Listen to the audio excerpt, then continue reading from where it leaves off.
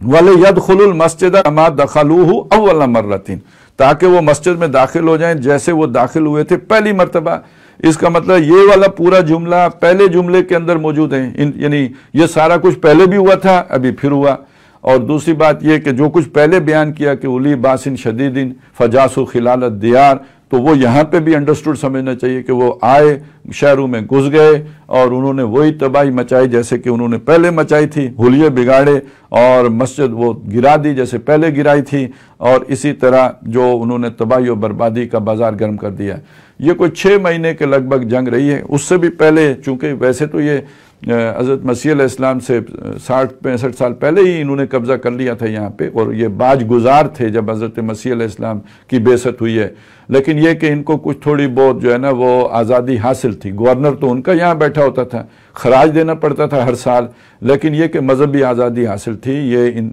جو بھی ان کا یہ جو مسجد ہے یا معبد ہے یا ہیکل ہے، تو وہ انہی کے زیر انتظام تھا۔ ان کی شرعی عدالتیں بھی قائم تھیں، وہ اپنی قانون کے مطابق فیصلے کرتے تھے، وہ مداخلت نہیں کرتے تھے رومی، تو اس حد تک تو انہیں حاصل تھا۔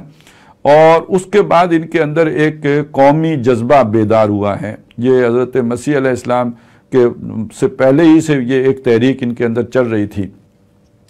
گویا آزادی کی تحریک سمجھیے، ریزسٹنس موومنٹ سمجھیے، جو ان کے اندر جاری تھی،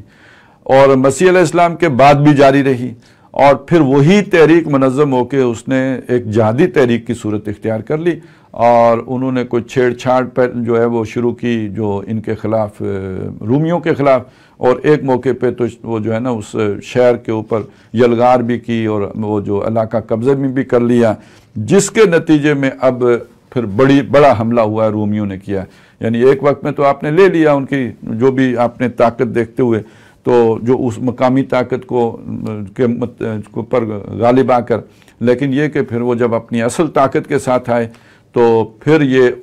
مقابلہ نہیں کر سکے۔ اس میں ہمارے لیے بڑی جو ہے نا سبق آموز باتیں ہیں، یعنی یہ کہ آپ جس کے ساتھ لڑائی لڑ رہے ہیں اس کی اس پوری طاقت کو دیکھے بغیر کسی وقتی جگہ پہ کوئی 2-4 مار دیے یا اس طرح کر کے اسے مشتعل کر دیا، تو یہ اس سے پہلے بھی اس طرح کی حرکتیں ہو چکی ہیں اور ان کا خمیازہ بھگتا جا چکا ہے۔ تو دیکھنا صرف ان کو نہیں چاہیے جو 4 آدمی چوکی پر کھڑے ہوں، بلکہ یہ کہ دیکھنا یہ چاہیے کہ اس کے پیچھے کتنی بڑی طاقت ہے ریاست کی، اور پھر یہ کہ اگر ٹکر جو ہے وہ کسی ایسے دشمن کے ساتھ ہو کہ جو عالمی طاقت کی حیثیت رکھتا ہو، تو پھر اس ساری طاقت کو سامنے رکھتے ہوئے ہی کوئی قدم اٹھانے کے بارے میں سوچنا چاہیے۔ یہ تو اگر کوئی نصیحت حاصل کر سکے، کوئی سبق سیکھ سکے، تو یہ سبق تو اس کے اندر موجود ہے۔ لیکن اس سے کہیں بڑا سبق جو ہے وہ اور ہے۔ وہ سبق یہ ہے کہ ایک قوم ہے، اس کے اندر آزادی کا جذبہ بھی ہے، لگن بھی ہے، اس کے لیے قربانی کا مادہ بھی ہے، اور اس کے لیے نہ صرف ان کے اندر ایک تڑپ ہے بلکہ عملی جدوجہد بھی کر رہی ہے۔ لیکن ٹھیک یہی وہ قوم ہے کہ جو اللہ کے رسول کی بات کو ماننے کے لیے تیار نہیں ہے۔ یعنی جس دور میں انہوں نے حضرت مسیح علیہ السلام کا انکار کیا، اسی دور میں وہ اپنی یہ آزادی کی تحریک علیحدہ سے چلا رہے ہیں۔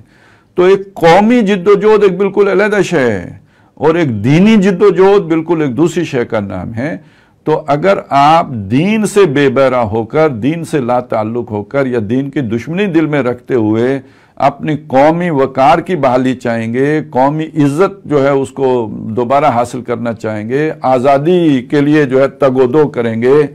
تو ایک عام قوم تو شاید کامیاب ہو جائے، غیر مسلم قوم، لیکن ایک مسلمان قوم جس کو کہ اللہ تعالیٰ نے اپنے دین کی نمائندگی کے طور پر چنا ہوا ہو، وہ اگر ایسا کام کرے کہ وہ اللہ کے دین کو تو پیٹھ دکھائے، لیکن یہ کہ اپنے دشمنوں کا مقابلہ اپنی قومی جذبے سے اگر کرنا چاہے گی تو اس کو اللہ تعالیٰ سرخرو نہیں کرے گا، کامیاب نہیں ہوگی، بلکہ اس کوشش کے نتیجے میں مزید مار کھائے گی۔ یہ 1857 میں بھی دیکھیں نا، کوئی نام کی حکومت تو تھی نا مسلمانوں کی، لیکن جب وہ آزادی کی جدوجہد چلائی ہے تو اس کے بعد جو وہ رہی صحیح کسر تھی وہ بھی پوری ہو گئی، اور پھر پوری طرح یعنی باقاعدہ قانونی طور پر جو ہے وہ ملکہ برطانیہ جو ہے وہ یہاں کی حکمران قرار پا گئی، اور پھر یہ کہ وہ جو کچھ تھا وہ بھی ہاتھ سے جاتا رہا۔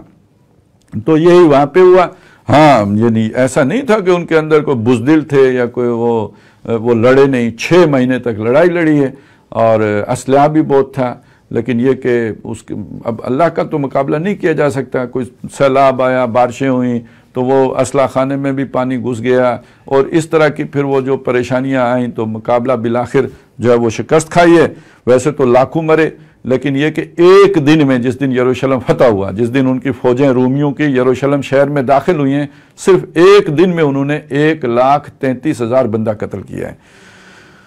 تو وَلِيَدْخُلُوا الْمَسْجِدَ كَمَا دَخَلُوهُ أَوَّلَ مَرَّةٍ وَلِيُتَبِّرُوا مَا عَلَوْا تَتْبِيرًا.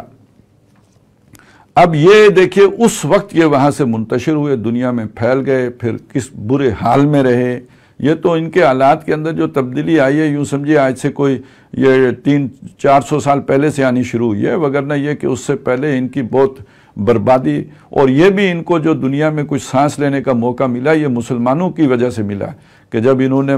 یورپ اور یہ علاقے فتح کیے تو وہاں یہ جو مفلوق الحال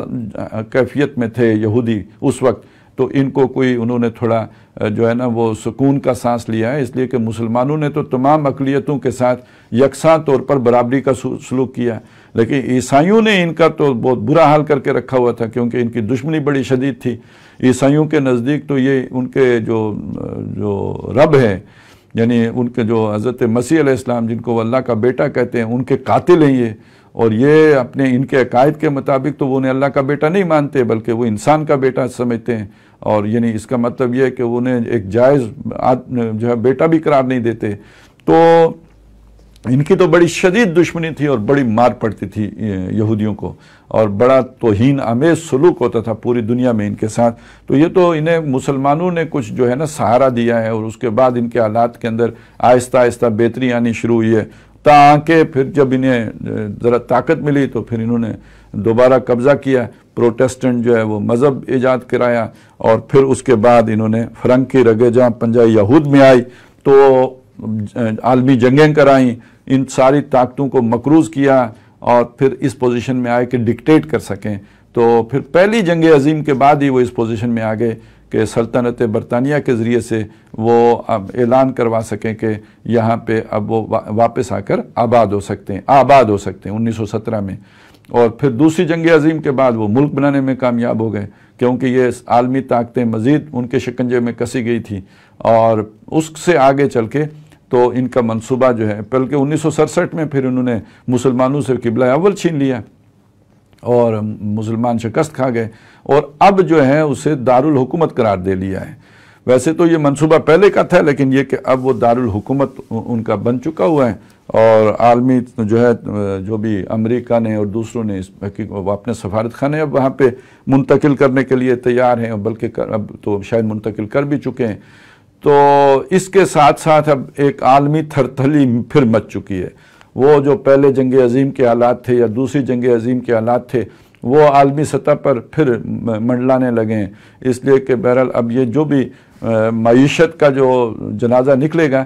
تو معیشت کی بحالی کے لیے کچھ طاقتوں کو بہرحال پھر جنگ کی ضرورت پیش آ جاتی ہے. تو یہ یوں سمجھیے کہ یہ ایک عالمی جنگ کی تمہید ہے، یہ جو بھی اس وقت دنیا میں جو سچویشن اور صورتحال بن چکی ہوئی ہے. تو اس یعنی جو بھی اب ایک ڈپریشن آیا ہے، تو اس سے نکلنے کی صورت جنگ ہی ہوگی، جیسے کہ پہلے بھی ہوتا رہا.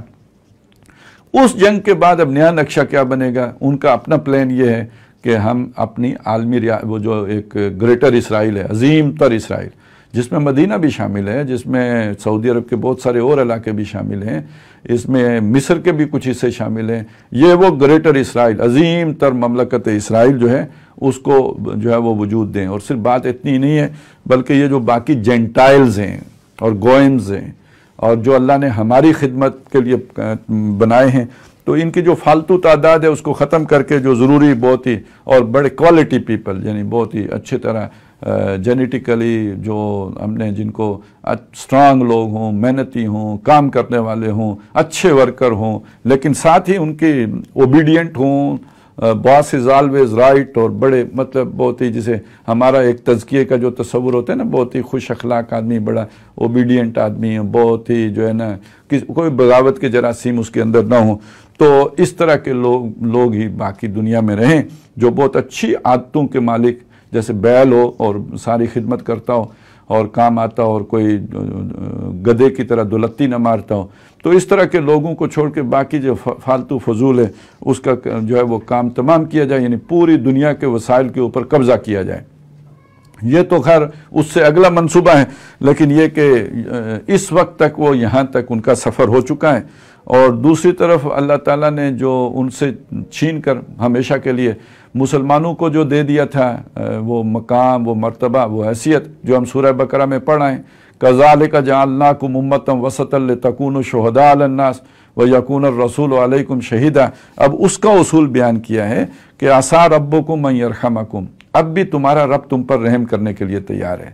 کب؟ جب محمد رسول اللہ صلی اللہ علیہ وسلم کی بعثت ہوئی تھی، یعنی اس وقت تک یہ اسی یعنی حالت مذلت میں تھے، مغضوب حیثیت ان کی تھی اور دنیا میں بکھرے ہوئے، مسکنت کی کیفیت تھی. تو اب بھی تمہارا رب تم پر رحم کرنے کے لیے تیار ہے. کیا مطلب کہ ان کے دامن سے وابستہ ہو جاؤ، اسلام کو قبول کر لو، قرآن کی رسی کو تھام لو، تو تمہیں اللہ تعالیٰ اب بھی عزت احترام دنیا میں دے دے گا. وَإِنْ عُدْتُمْ، اور اگر تم نے وہی کیا جو پہلے کیا، تو جس کے نتیجے میں پہلے بخت نصر آیا تھا اور پھر اس کے بعد ٹائٹس رومی آیا ہے، ادنا ہم بھی وہی کریں گے، آتے رہیں گے. آخر میں ہٹلر ابھی کچھ عرصہ پہلے آ کے گیا ہے. تو یعنی تمہیں جو تمہاری ٹھکائی ہوتی ہی رہے گی. تم اگر نہ مانے تو ٹھکائی ہوتی رہے گی، مان گئے تو بچ جاؤ گے. وَجَعَلْنَا جَهَنَّمَ لِلْكَافِرِينَ حَصِيرًا، اور کافروں کے لیے، ایسے کافروں کے لیے دوزخ ہے گھیرنے کے لیے، ان کا قید خانہ.